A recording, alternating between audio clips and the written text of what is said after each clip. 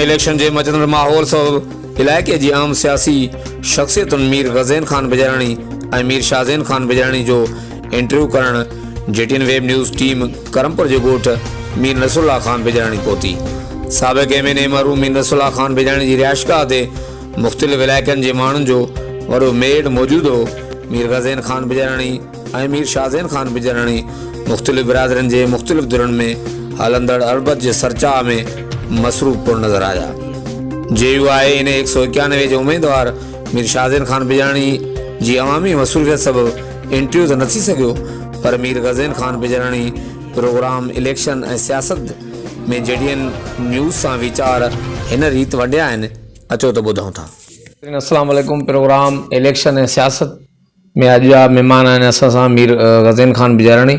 अचो त उन्हनि सां जेकी हिकिड़ो इलेक्शन जो माहौल हले पियो उन हवाले सां जेको आहे ॻाल्हि ॿोल कंदासीं। अचो साईं सां ॻाल्हायूं। ये जेका नया डिलिमिटेशन थी आहे, नया हल्का ठथा आहिनि, इन में माशाल्लाह सां असांजी बिरादरी जी अक्सरियत बि आहे। ॿियो जेका संगत साथ आहिनि, छो त असां पोयूं 3 इलेक्शन विढ़ियूं आहिनि मदारी साहिब जे मुखालफ़त में, त मां सम्झां थो असांखे चङी मोट आहे ऐं वोट बि आहिनि, त इंशाल्लाह असां पुर उम्मीदूं त सुठो रिज़ल्ट वठी इंशाल्लाह कामयाबु सफ़र त वालिद साहब जे इलेक्शन खटण जे खां शुरू थियो, छो त ऑब्वियसली असां उन टाइम ते इन प्रोसेस में हुयासीं, इलेक्शन कैंपेन में बि हुयासीं ऐं इलेक्शन डे ते बि असां वियासीं, मुख़्तलिफ़ बिरादरनि सां मिलियासीं, सभु शइ कईसीं। उन वक़्तु बिल्कुलु असांजो जोड़ हुयो। पोइ इन जोड़ खे मज़ारी साहब ई पाण जेको आहे सो डिसमेंटल कयो, ख़राबु कयो, छो त उन वक़्तु असां वटि ग़ालिब ख़ान बि हुयो MP ते, मज़ारी साहब बाबा हुयो मथे, मज़ारी साहब चेयरमैनशिप ते हुयो। उन चेयरमैनशिप में बि बाबा ऐं असां सॼी संगत मिलिजी करे हुनखे चूंडायोसीं शबीर अली जे ख़िलाफ़ु। ऐं उन खां पोइ मज़ारी साहब इन पैक्ट खे ख़तमु कयो। पोइ उन वक़्त खां वठी अॼु ताईं उहो ड्यू रिस्पेक्ट न मिली बिरादरी खे। पोइ उन में डोमकी बिरादरी हुजे या असां हुजूं, पोइ असां इहा शइ महसूसु कईसीं। उन खां पोइ असां किनारा कशी कईसीं, पंहिंजो रस्तो अलॻि इख्तियार। जीअं त तव्हां ॾिठो आहे हिते असां वटि लॉ एंड ऑर्डर जो ॾाढो प्रॉब्लम आहे वॾो। ॿियो असां जेकी शइ महसूसु कईसीं कश्मीर में, स्पेशली कश्मीर में कम न थिया आहिनि, माण्हुनि खे घोटो ॾिनो वियो आहे। कम से कम असां उन शइ खे काउंटर कयूं था। ॾिसो काफ़ी अहिड़ी बिरादरियूं आहिनि कश्मीर में जेकी असांखे खुलेआम वेलकम थियूं करनि। अञा असां सियासी सफ़र शुरू ई न कयोसीं कैंपेनिंग जो, त माण्हुनि जी फ़ोन संगत जूं जेका पाण ऐलान करणु चाहिनि, जेका बेज़ार आहिनि अॻिली दौर खां, उहे असां वटि अचणु चाहिनि था, चवनि था साईं तव्हां अचो त हिते का इलेक्शन थिए, हिते माहौल सिधो थिए। छो त उते काफ़ी अहिड़ा जराइम पेशा अनासिर आहिनि जेका माण्हुनि जी ज़मीननि ते कब्ज़ा, माण्हुनि जी प्रॉपर्टीज़ ते कब्ज़ा, ऐं हिकिड़ो सिस्टम ठहियलु आहे। तव्हांखे एतिरो वधीक ख़बर हूंदी, ज़ाहिर सी ॻाल्हि आहे, साफ़ी बिरादरी तव्हां घुमंदा वरितो था, तव्हांखे पल पल जी ख़बर हूंदी आहे, हर इलाइक़े जी ख़बर हूंदी आहे। त इन हिसाब किताब सां असांजी अगरि ख़ानदानी तव्हां हिस्ट्री वठो त असां हमेशह सही खे जेको आहे सो प्रमोट कयो आहे।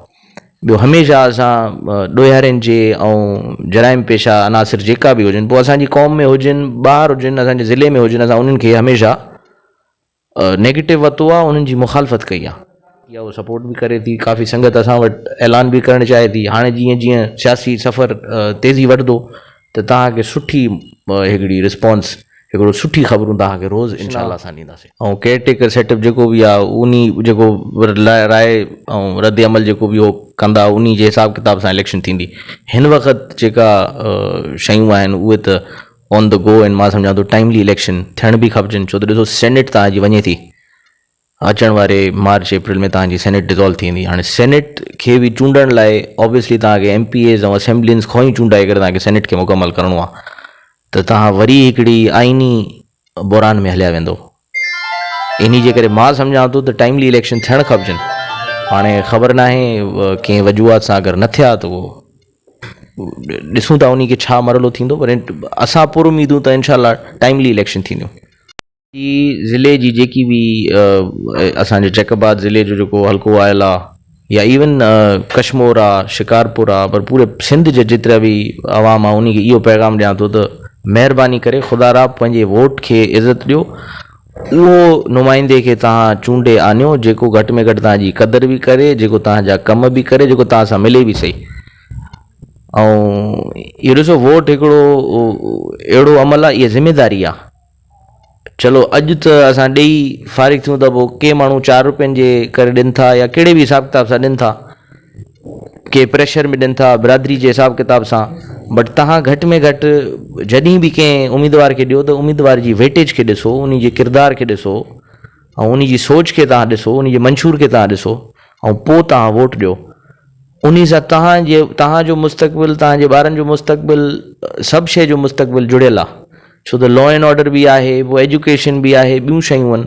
अगरि तव्हां चङे कंहिं उम्मीदवार खे ॾींदव त उहो चङाई जी तरफ़, पॉज़िटिव रुख जी तरफ़ तव्हांजी सिस्टम जेको आहे हली पवंदो।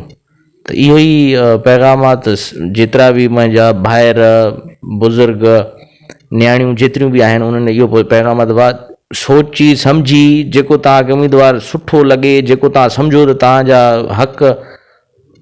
हक़नि खे तहफ़ुज़ बि ॾींदो, तव्हांजी मदद बि कंदो, दर बि उन जा खुलियल हूंदा, महिरबानी करे वोट उन खे ॾियो।